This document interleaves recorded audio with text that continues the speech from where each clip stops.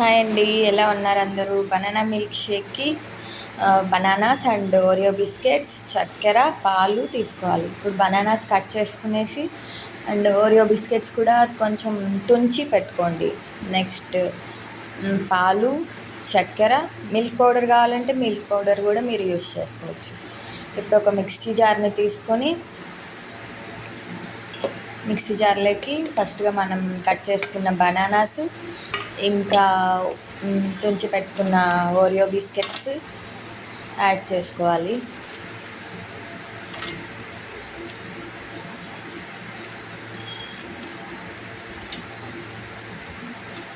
Next చక్కెర నేనైతే 5 spoons use చేశానండి. మీకు ఎక్కువ క్వాంటిటీ కావాలంటే ఎక్కువ క్వాంటిటీ యూస్ చేసుకోండి.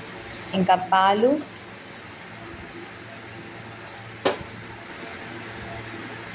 నెక్స్ట్ ఇంకా ఐస్ క్యూబ్స్, కొద్దిగా మిల్క్ పౌడర్ కూడా యూస్ చేశానండి. నేను కొద్దిగా చిక్కగా వస్తుంది మిల్క్ షేక్, అందుకనేసి నేను మిల్క్ పౌడర్ యూస్ చేశాను. ఈ మిల్క్ పౌడర్ బాగుంది, మీకు కావాలంటే యూస్ చేయండి.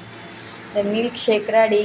ఇంకా సర్వ్ చేసుకొని దాని మీద డిజైన్ కోసం జస్ట్ అలా ఓరియో బిస్కెట్స్ లోపల ఉన్న వైట్ కలర్వి రౌండ్స్గా నీట్గా పెట్టుకొని తాగేయడమే. చాలా టేస్టీగా, చాలా బాగుంటుందండి. మీరు కూడా ట్రై చేయండి మీ ఇంట్లో. Thank you, bye. సబ్స్క్రైబ్ చేసుకోండి.